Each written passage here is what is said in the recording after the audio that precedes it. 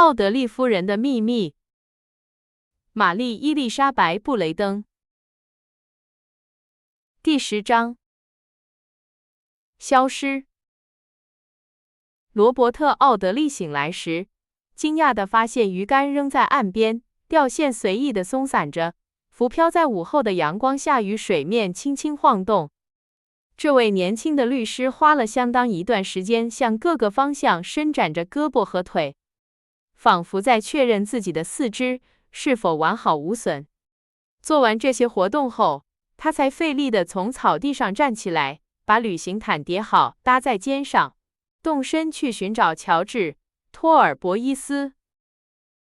他懒洋洋地喊了1-2声，声音小得连树枝上的鸟儿或脚边溪流里的鳟鱼都惊动不了。由于没有得到回应，他便懒得再费力气，只是继续往前走，时不时打个哈欠，看看能否找到乔治·托尔伯伊斯。过了一会儿，他掏出表一看，惊讶地发现已经是4点1刻了。哎呀，那个自私的家伙一定是一个人吃饭去了。他若有所思地咕哝道，不过这可不像他的作风，要不是我提醒，他几乎从不记得吃饭这回事。即使食欲旺盛，而且明知午餐已经迟了，罗伯特·奥德利先生也没有加快他那一贯从容不迫的步伐。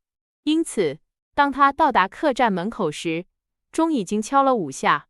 他满以为会在小客厅里看到乔治·托尔伯伊斯在等他，结果朋友却不在，这让整个房间都显得有些阴沉。罗伯特不满地哼了一声。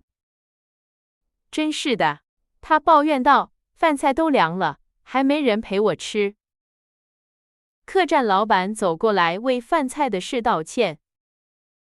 奥德利先生，那些鸭子本来品香极好，是我这辈子见过最棒的，可就因为想给你们保温，结果全烤焦了。别担心鸭子了，罗伯特不耐烦地说，托尔伯伊斯先生在哪里？自从你们早上一起离开后，他就没回来过。什么？罗伯特叫道，天哪，这家伙到底跑到哪里去了？他走到窗边，望向宽阔的白色马路，一辆装满干草垛的大车缓缓驶过，拉车的马和赶车的车夫都懒洋洋地在午后的阳光下垂着头。一群羊在路边随意吃草，一只牧羊犬正费力地想把它们聚拢起来。几个泥瓦匠刚收工，一个补锅匠在路边修理水壶，一辆2轮马车飞快地驶过，车上坐着要去赴7点晚宴的奥德利猎犬的主人。村里常见的各种热闹景象应有尽有，唯独不见乔治·托尔伯伊斯的身影。在我有生以来发生过的所有稀奇古怪的事情中，罗伯特·奥德利先生宣称，这件绝对是最令人吃惊的。店主还站在那里，听到罗伯特这么说，不由得睁大了眼睛。一位绅士吃饭迟到，这有什么大不了的呢？我去找他。罗伯特说着，迅速抓起帽子，走出了门。但问题是，该去哪里找他呢？他不在小溪边，所以没必要再回那里去了。罗伯特站在客栈前，思索着最佳对策。这时店主走了出来。奥德利先生，我忘了告诉您，您叔叔在你们离开5分钟后从这儿经过，留了口信邀请你们去奥德利庄园用晚餐。既然如此，那就不奇怪了。罗伯特说，乔治·托尔伯伊斯一定是去奥德利庄园拜访我叔叔了，这不太像他的作风，不过他或许真的在那儿。罗伯特敲向叔叔家门时，已是6点钟。他没有要求见任何家人，而是直接询问他朋友的下落。是的，仆人证实，托尔伯伊斯先生大约在2点或稍晚些时候来过。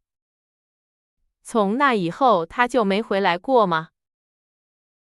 没有。罗伯特问仆人是否确定托尔博伊斯先生是2点来的。仆人非常肯定，他记得那个时间，因为当时正是仆人们用午餐的时候，他自己也是从餐桌旁起身去开的门。他究竟到哪里去了呢？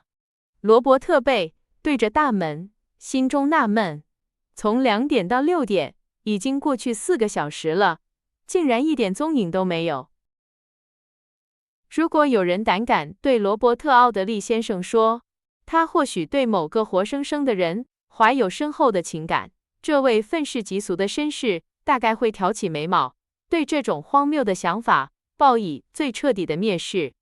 然而，此刻他却焦躁不安，忧心忡忡，满脑子都是关于失踪朋友的各种猜测，并且一反常态地快步走着。自从在伊顿公学读书那会儿起，我就没这么快走过路了。他穿过迈克尔·奥德利爵士庄园的一片草地，朝村子方向走去，嘴里嘟囔着，而且最糟糕的是，我连自己要去哪儿都一点头绪也没有。他又穿过一片草地，然后决定在一个可以翻越栅栏的梯凳上坐下来。他用手肘支着膝盖，双手捂着脸，开始认真思考眼下的状况。有了！沉思片刻后，他突然喊道：“火车站！”他从梯凳上一跃而起，朝着那座红色的小砖房走去。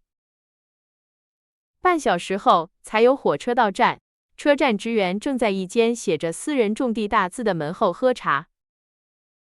然而，奥德利先生一心想着找到朋友，根本没把那警告放在眼里。他用手杖轻轻敲了敲门，把那位职员从他的私人圣地里请了出来。那人正满头大汗地喝着热茶，嘴里还塞满了涂着黄油的面包。史密瑟斯，你还记得和我一起来奥德利的那位先生吗？罗伯特问道。奥德利先生，说实话，我记不清了。您们是乘4点钟那趟车来的，那趟车总是挤满了人。这么说，您不记得他了？说实话，先生，确实不记得了。真讨厌，史密瑟斯。我想知道他今天2点以后有没有买过去伦敦的票。他是个年轻人，深色头发，个子很高，肩膀宽阔，还留着胡子，特征很明显，错不了的。有4、5个绅士买了3点半那趟火车的票。职员有些含糊地说，同时不安地回头看了一眼他的妻子。他似乎对这下午茶时间的打扰很不高兴。4、5个绅士，但他们当中有符合我朋友特征的吗？先生，我记得其中一位是留着胡子的，深棕色的胡子。我说不好，不过差不多是棕褐色的吧。他穿的是灰色衣服吗？我记得他穿的是灰色衣服，不过很多绅士都穿灰色。他要票的时候口气挺冲的，一拿到票就吹着口哨到站台上去了。是他，乔治，罗伯特叫道。谢谢你，史密瑟斯，不打扰您了。他走出车站时自言自语道。很明显，他又犯那种悲观的老毛病了，一声不吭就回伦敦去了。我明天一早就离开这儿。至于今晚嘛，说实话，我倒是可以去奥德利庄园见见我叔叔的年轻妻子。他们7点才开饭，如果我抄近路穿过田野回去，应该能准时赶到。鲍勃，或者换了别人叫罗伯特·奥德利，这可绝对不行啊！你这是要彻底迷上你婶婶了。